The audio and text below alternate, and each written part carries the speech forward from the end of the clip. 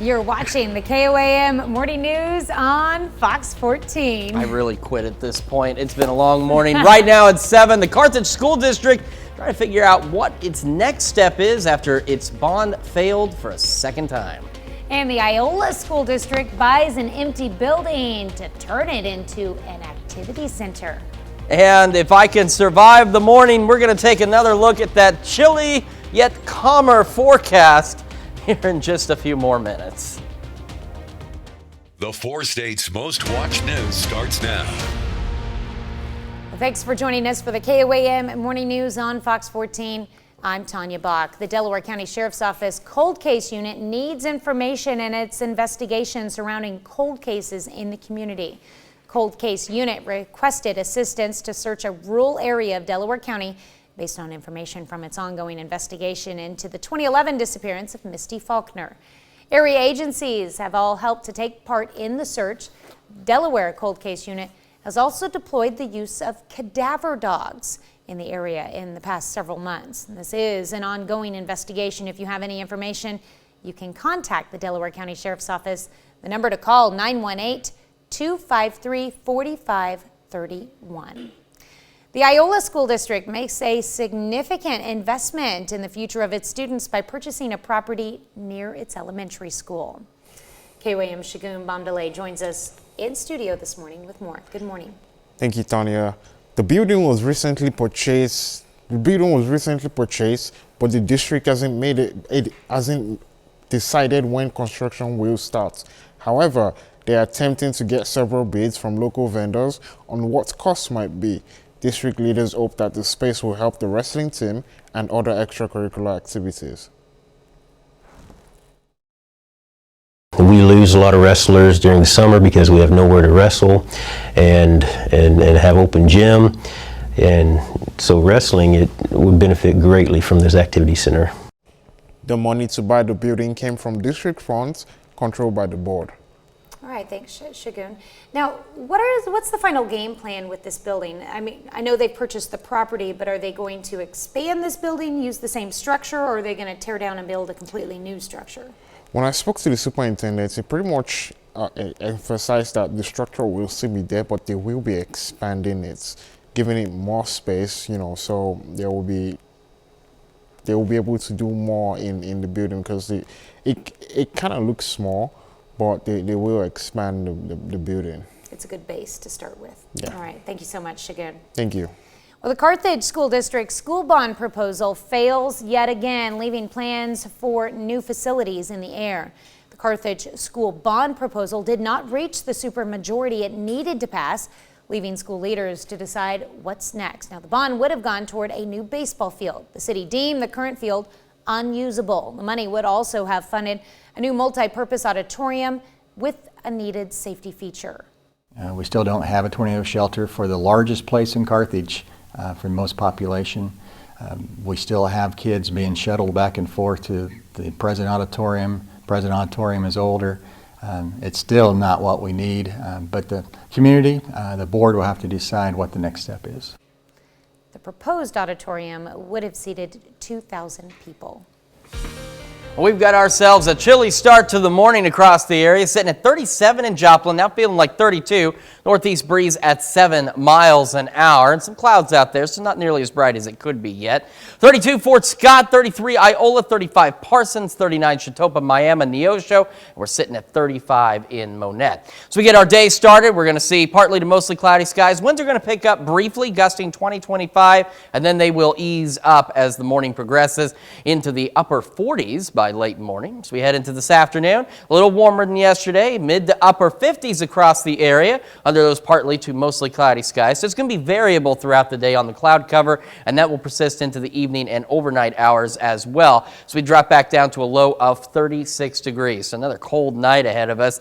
We still have a little bit before we really warm up, but we are on the upward trend. 63 tomorrow, 67 on Saturday. We're at 69 Sunday. Maybe an evening shower after 5. These are going to be very isolated, so no need to really cancel any plans. 72 Monday with some showers, and then we start creeping up the the mid 70s and then the upper 70s as we get into the middle of next week. Tanya? All right, thanks, Chris. Early morning storms in Bronson, Kansas caused significant damage to the city. KOAM's Yana Tula talked with residents and business owners. A short but very impactful storm here in Bronson, Kansas. Last night rearranged a lot of things around the town, including this trampoline behind me. About 10 minutes. 10 minutes of a lot of wind, went right away. Whatever you can see behind me is the result. A lot of limbs, but we were pretty lucky. This just decided to come over backwards. Residents described the strong wind sounding like a tornado. Another local business losing their roof expects to be back open the following day. The same roof that blew off we replaced last year. So a brand new roof I think was around like $47,000, and that whole thing is what came off. So we obviously couldn't work today. Based on what the roofers told us that put the roof on, it had to have been at least 100-mile-an-hour winds in order to blow that off. Kelly Perry from Perry's Pork Rinds says a gas line busted from the storm, which caused part of the community to evacuate the area around the gas line in the morning. Everyone was really concerned with the gas, that we could hear it. Literally 2 blocks away, you could hear the gas line, like it was extremely loud. It sounded like just a tire had blown. I've never heard anything like it. Perry's business provided free coffee for residents while helping each other to clean up. It just looked like total destruction. Like I said, the whole roof came off and it was just scattered all over the street. Other buildings on the same stretch have busted out windows. There was tin all over the place and limbs, and it just, yeah, looked like a tornado went through. In Bronson, Yana Haudala, KOAM News. Residents remind each other to report any damages they see to the city so those problems can get fixed. Well, during the storm, Chanute, Kansas went dark. Security footage from the Bank of Commerce on Main Street shows the moments heavy winds first hit the southeast Kansas community, knocking out power to nearly all of Chanute.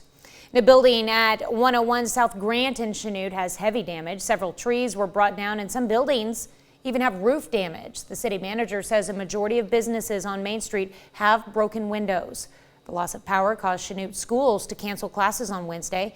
The Chanute Martin Johnson Airport reported wind gusts close to 80 miles per hour overnight, and the strong winds tore apart the garages at one apartment complex.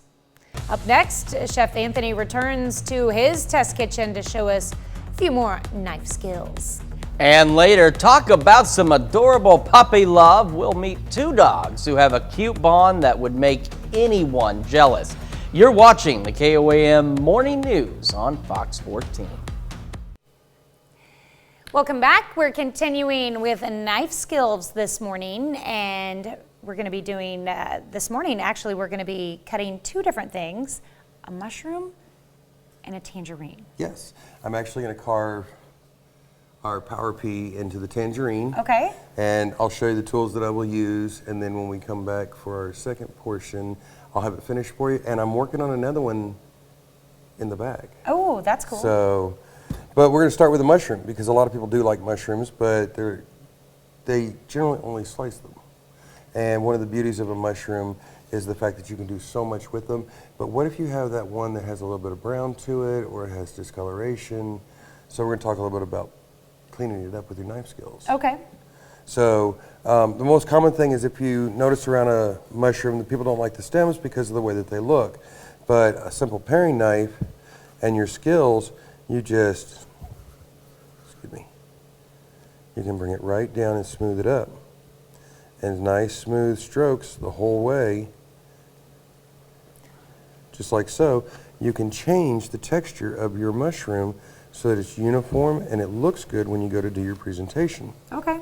So it's just a little bit of practice and working with it and having a little faith in you. Now, knife skills don't come overnight. It takes lots of practice, and I've had lots of practice with my knives, but it's just a matter of doing simple things like this. And then one of the more elegant things is fluting a mushroom. Fluting a mushroom. Fluting a mushroom, and that's giving a design to your mushroom, a textural design to your mushroom, so that it looks appealing on a plate with different things that you do. So even if you were to turn this into mushroom caps, all you do is you cut your desired spacing into it, just like so with your paring knife, and then we peel. You're just peeling the top layer off? We peel the top layer off in one section, and it gives you a depth. It gives you a little textured look to it. Yes. And this purely for presentation. And it looks good. You can use this in soups. So do you roast your mushrooms? Or? Yes, I'll actually do this and then I'll roast my mushrooms so I have a depth and a texture to them. And then all you have to do is pop off the stem and stuff it up. And when it has this texture on it, it's very beautiful as it roasts because the inside portion roasts darker than the outside portion does. Oh, that's really pretty. So you get a nice textural change all the way through it. You don't have to worry so much about it. And mushrooms are a great thing to practice on. They're relatively cheap. Potatoes too. You can do different things. I'm sure people have seen the videos where somebody goes through and writes on a banana. Write your kids a love note on their banana with the back of your knife. On the outside of the peel? On the outside of the peel, and then put it in their lunchbox, and then by the time they open it up, they have this sweet little note on their banana. Okay, so are you using the same knife to cut with No, your orange? I actually brought my carving tools. Okay. And these are just wood handled tools. They're a lot like what potters would use to carve into clay, but these are designed specifically for Okay, fruit. we're out of time now, so we will come back with our finished knife and you can recap what you use for the tools as well. All right, we'll be right back. A pair of pooches carrying on a long-distance romance has some people jealous of how intense their bond seems to be. Jeannie Moose has more on the dogs whose FaceTime videos are going viral. When's the last time someone was this excited to see you after a separation? Meet Rollo and Sadie. Watch them meet after being apart and check out their faces when they FaceTime. This is the video that had viewers howling. Sadie, a Husky and German Shepherd cross, and Rollo, a Rottweiler Shepherd mix, met during the pandemic when their owners moved into different apartments in the same house in the Canadian city of Edmonton. Sadie's never really been the biggest fan of other dogs, but when she met Rollo, she whined and cried and laid down on her back like she'd just met the love of her life. Every time they see each other, he goes insane. But then Rollo's owner moved 3 hours away for a job opportunity. We do FaceTime every Thursday night so the dogs can see each other. The whining, the howling. Their reunions are joyous, and their owners are also best friends. They say there's a chance they'll all move back under the same roof, but until then... That's your buddy, isn't it? Yeah, that's your buddy. During our remote interview, it was more sound than sight that set them off. He began looking for her, headed for the window. Rollo and Sadie are the Romeo and Juliet of dogs. For never was a story of more woe than this of Sadie and her Rollo. Parting may be such sweet sorrow, but reunions are a ball. Jeannie Moose, CNN, New York. Interesting. What a great story. It was. And I love that they get to FaceTime every Thursday. Every Thursday night. Every Thursday night they get to spend some time with each other. And their owners are friends, and like they said, there's a chance they may move back together again. So. Yeah. Well, something we've been talking about this morning, not anything major, but there was a 4.2 magnitude earthquake about 38 miles northeast of Oklahoma City near Kearney, Oklahoma. So the good news is no reports of damage it was in Lincoln County, from Lincoln County Emergency Management. But news to me first came from National Weather Service in Tulsa, because they said they felt the quake. And you can see this blue line here is about how far it went out. So again, not a significant quake, thankfully no damage, but for this area, certainly unusual. Taking a look, 7th and Range Line, a few more clouds out there. Same from the view on the MoDOT camera at 20th and Range Line, and also from the KDOT camera at 69 and 400 just south of Pittsburgh. All right, let's talk currents real quick. It's still another cold morning for us. 37 degrees in Joplin, feels like 32. Northeast breeze at 7. Across the area, got that northerly breeze out there. 33 Nevada, Iola, 32 in Fort Scott, 35 Parsons, 39 Chetopa, Miami, Neosho. And we're sitting at 36 in Carthage. As we get our day started, we could see the winds uptick briefly this morning, gusting 20-25 miles an hour, but that'll be short-lived, and then the winds will calm back down. It'll be partly to mostly cloudy, upper 40s by late morning. As we head into the afternoon, still partly to mostly cloudy, so some variable cloud cover out there. Mid to upper 50s for our highs today. And as we head into this evening, still variable clouds. Then we get cold again, back down to a low of 36 degrees. And take a look at the 7-day. A little bit better tomorrow, 63. 67 Saturday, stray evening shower or two after 5 on Sunday possible. So don't cancel your Easter plans, but just be aware. 69 though, not a bad temperature. As we continue to warm, lower 70s Monday, Tuesday, and as we go toward the rest of the week, take a look at this. Temperatures climbing toward 80 degrees. We're looking at some thunderstorm chances, unfortunately, as we head into Friday and Saturday of next week. We'll be back with more right after this.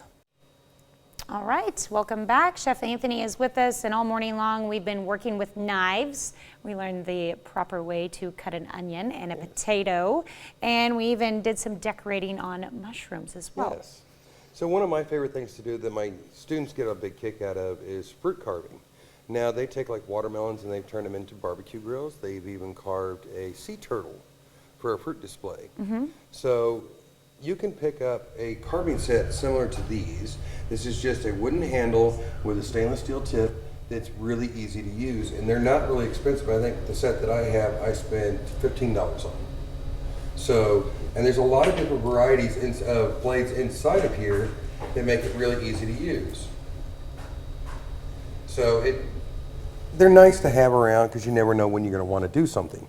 So I took a tangerine because the depth of the color and the longer this sits, the more pronounced that the carving's going to be. So when you start doing this, don't worry about it. But I put our school power pea right into the tangerine. That's cool. That's cool. So which tool did you use specifically for that? that? I used this one. This is a fine piece. It comes down to a corner so that you can actually see what's going on with it. And then for anything larger, they have a scoop like this one, which is what I used for our next little piece that I made up for you that I thought would be kind of nice considering where we were at.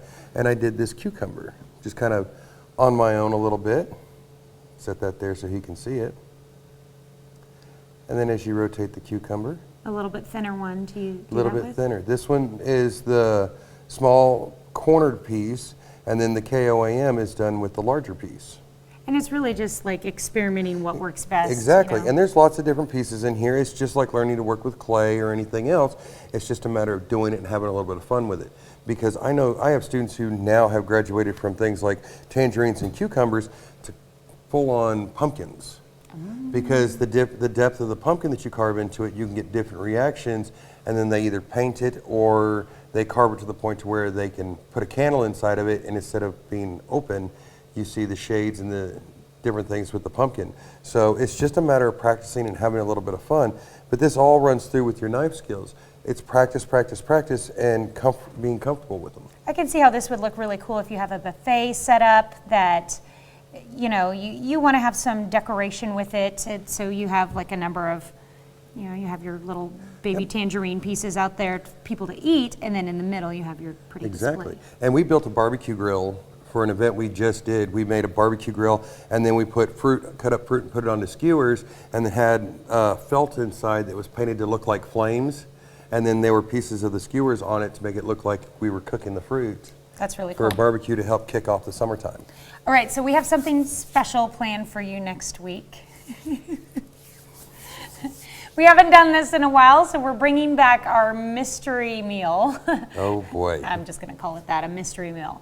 But I'm interested. okay, so all we need you to do is bring in one of the combo boxes from Martinez Produce. Okay. And spices. Spices. All your spices that you want to work with, because you're not going to see what you get to cook with until you get here. So do I need to bring my own pans and equipment? Yes, yes. Okay. Bring an assortment of things, yes. I'm a little bit nervous. Mm-hmm. And we will introduce what it is and then give you the, 30 minutes to prepare what you need to make. Oh boy. Sounds like fun. All right, our mystery meal next Thursday on the KOAM Morning News. We'll be right back. The 4 states' most watched news starts now. Welcome back to the KOAM Morning News on Fox 14. It's currently 7:29. Some Southwest Missouri students get to bring home some nice jewelry. Lamar career and tech students competed at Skills USA over the weekend. The students brought home several medals, and a whopping 11 of them qualified for national championships. One student with the school won 3 station championships alone. Took away that, creating a business is going to cost a lot of money, but throughout year 1 through 6, it should be able to come back financially, and our capital income should be stable after 3 to 4 years. The Skills USA competition categories are leadership, occupationally related, and skilled and technical. Well, a dog found in Knoll, Missouri with an arrow in its head is now ready for adoption. Sherry Carter has fostered Noelle as she's recovered from the incident. She gets her name from the town where she was found. Noelle was found on February 28th with an arrow in her head. Authorities did charge a man in that case, and now the dog needs a loving family to take her in following her recovery. But Sherry says there's a catch. Adopting Noelle, they're going to need to have some patience with her, earn her trust.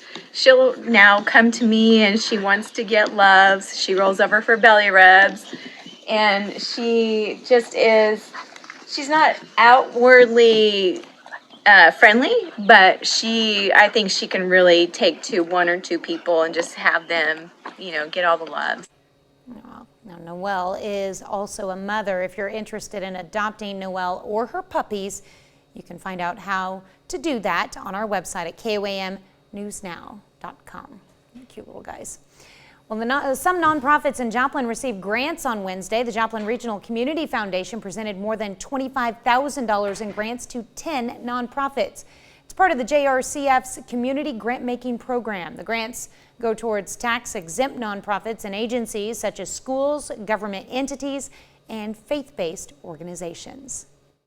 An grant application, got the word spread out to the community. We received 22 applications, and of those, we selected 10 of them to receive funding this first year. The JRCF was founded in 2012. Well, we've got ourselves a cold start to the day across the area. Take a look at these temperatures. We got 37 Joplin, Neosho, and Pittsburgh, 35 Parsons, 34 Chanute. Still cold spot up in Fort Scott at 31 and 39 Miami and Chautauqua. As we get our morning started, we're going to have partly to mostly cloudy skies into the upper 40s by late morning. Winds are expected to pick up briefly, gusting maybe 20-25 miles an hour, and then they'll calm back down again. We'll have those variable cloud conditions through the day, evening, and overnight. Highs pushing mid to upper 50s. Some of us may even make 60 degrees out there. As we head into this evening, same situation with the cloud cover, dropping back down to another cold one, 36 for our overnight low. And as we look ahead, we start to warm up a bit, 63 tomorrow, 67 Saturday, 69 on Easter Sunday, maybe an evening shower after 5 o'clock. And they're going to be very isolated if we see any at all. And then we get maybe a couple showers on Monday, 72, but take a look at this. Temperatures mid-70s, upper 70s, 80 degrees as we head toward the end of next week. Unfortunately, as we head toward the end of next week, we're also watching some additional thunderstorm chances. Tanya? All right, thanks, Chris. The Iola School District makes a significant investment in the future of its students by purchasing a property near its elementary school.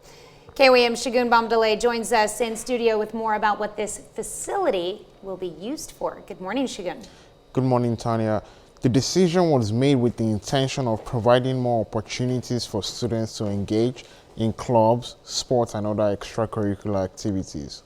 Iola School District leaders saw the need for an indoor space for extracurricular activities. After considering several options, they decided to purchase the property near the elementary school. One thing that's surfaced is the need for an activity center for not only athletic opportunities but also activities and school use. Although the building is purchased, the district has not decided when construction will start. The district has asked our maintenance director to seek more bids from vendors on what the actual costs might be, and then come back in our second meeting in April where we'll have a discussion to see if the district moves forward. Jason Bates coaches wrestling at Ayola schools. He says limited space has cost the team. We lose a lot of wrestlers during the summer because we have nowhere to wrestle and have open gym. And so wrestling, it would benefit greatly from this activity center. In addition to space for wrestling practice, it will have a turf that feels like grass. The hard surface, we plan on turfing it again, so that would be a lot better for them because a lot of baseball fields now are a lot of high schools are going to that turf, and so that would give them more of a game-like situation in practice. The money to buy the building came from district's funds controlled by the board. All right, thank you, Shagun. Is there an age limit for the kids? I mean, I know it's next to an elementary school, but will this activity center just be for elementary students, or will it be for all ages? I'm assuming it to be for all ages because the wrestling coach pretty much emphasized that it will be able to use the activity center, and it will also, the football team, the baseball team would use the activity center. All right, sounds good. That's a look at our top news stories coming up this half hour in the KOAM Morning News. April is Child Abuse Prevention Month. We've got Desiree Bradenstein from the Children's Center here in studio with important tips on how to prevent child abuse. And we've got a calm but cold day for us today, and we'll warm up just a little bit. We'll talk about that full forecast a little later. We'll be right back.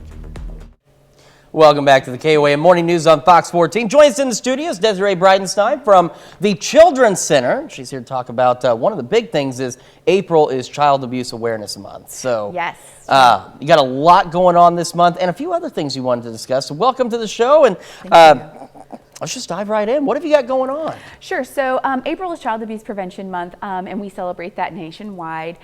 And really, it's a month for us just to reflect and make sure that we understand that there are things that we can do to help prevent child abuse, and that there are children out there that are experiencing it. It's a lot more than we would ever imagine most of the time.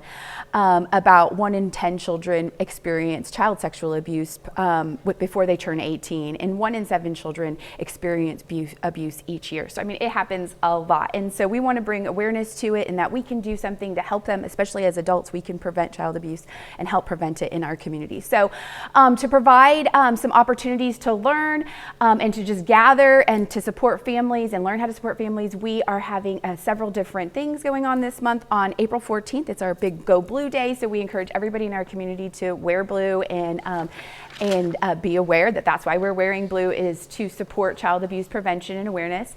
And then that same day, we're going to have a Go Blue wellness walk at the Joplin Family Y. We also have centers in Butler, Nevada, and Monette, and they are having centers in their locations during that time as well. So that information is on our website if you'd like some further information on that. Okay. And then on the 20th, we're doing Third Thursday. We've invited several of our community partners that support families in the community to join us there.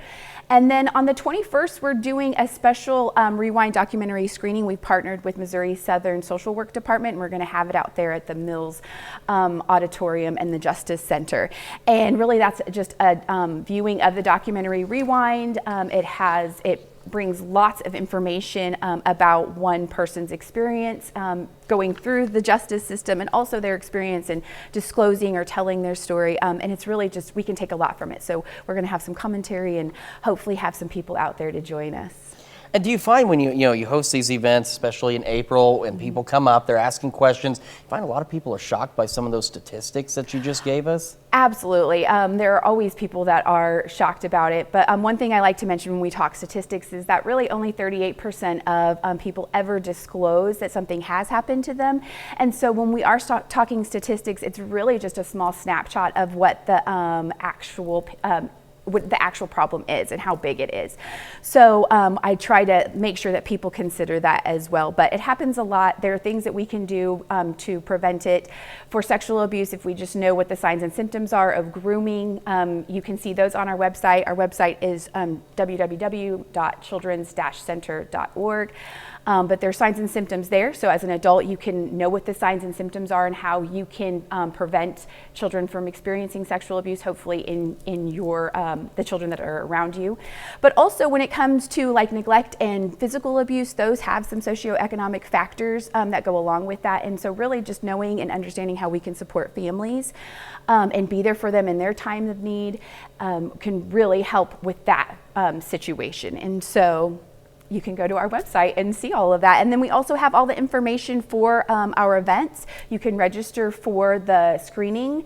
You don't have to register, but we're asking that people do register just so that we can keep track. And we're also providing CE credits for that as well. All right, Desiree, thank you so much for coming on the Thank show with you. us this morning. And of course, if you missed any of that, don't worry, it'll be on our website as well at KOAMnewsnow.com. We'll be back with more right after this.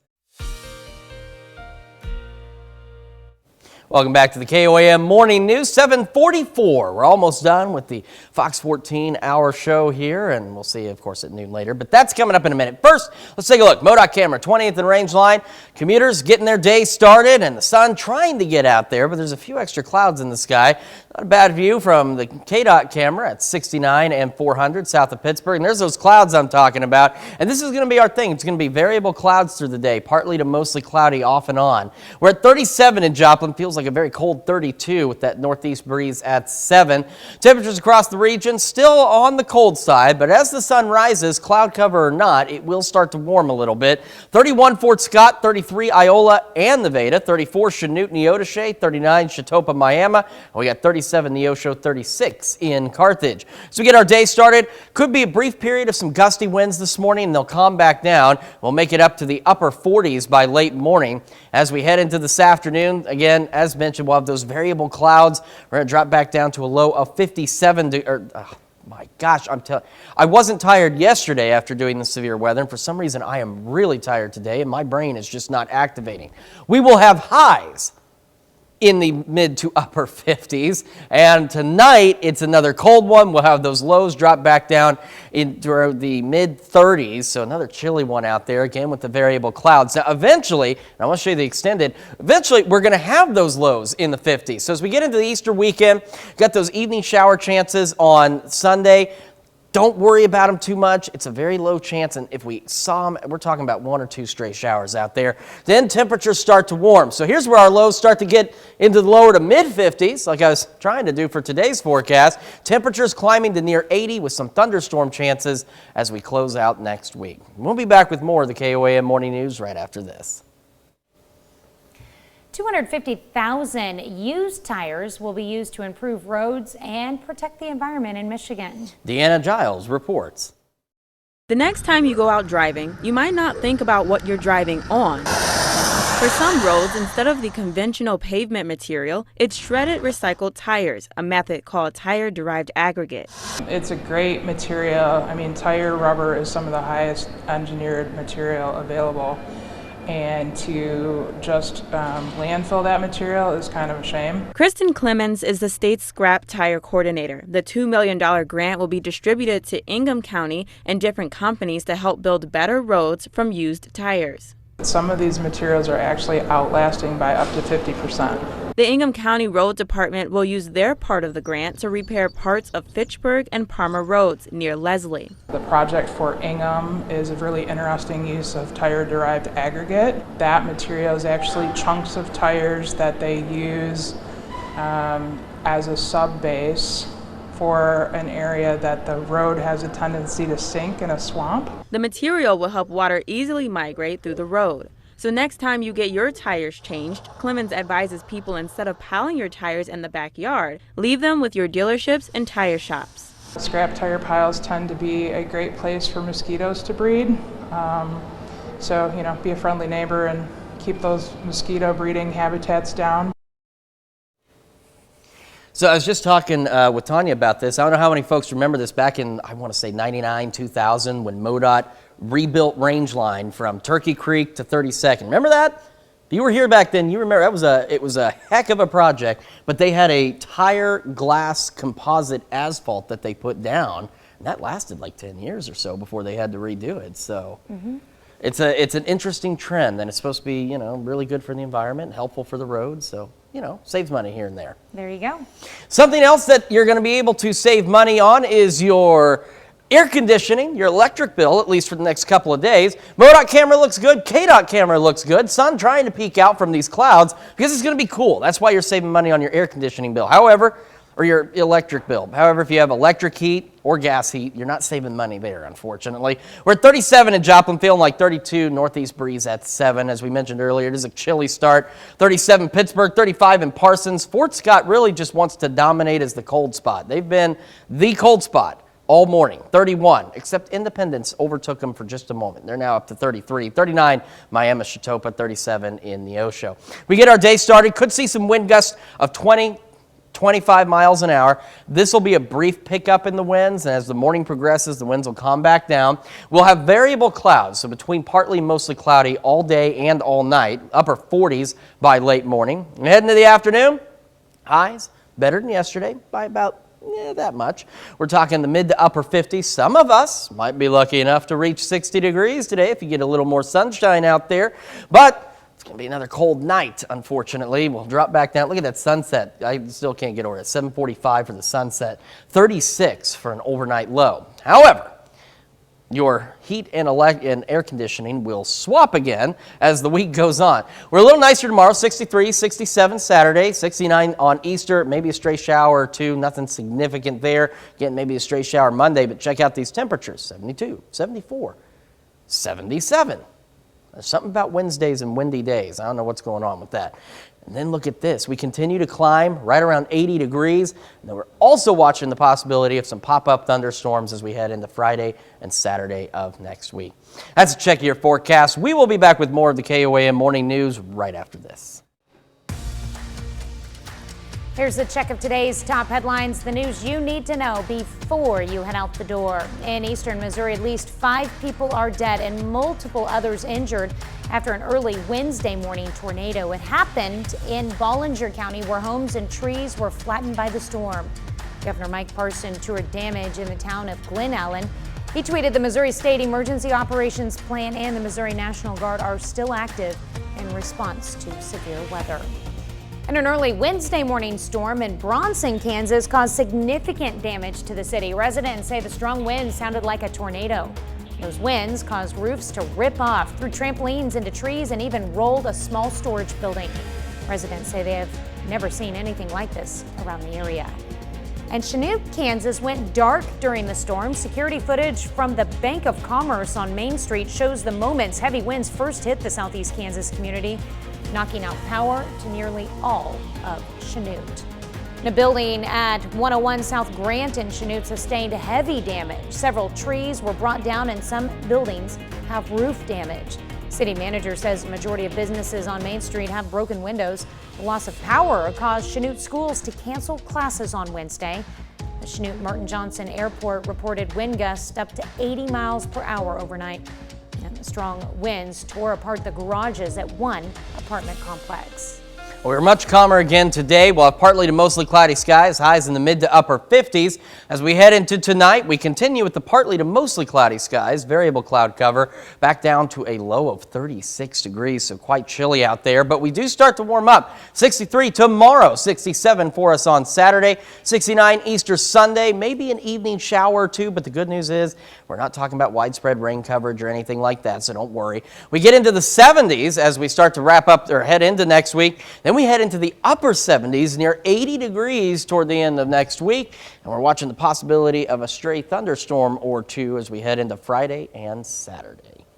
Well, it's the day for Scots to break out their kilts and celebrate their heritage. Today is National Tartan Day.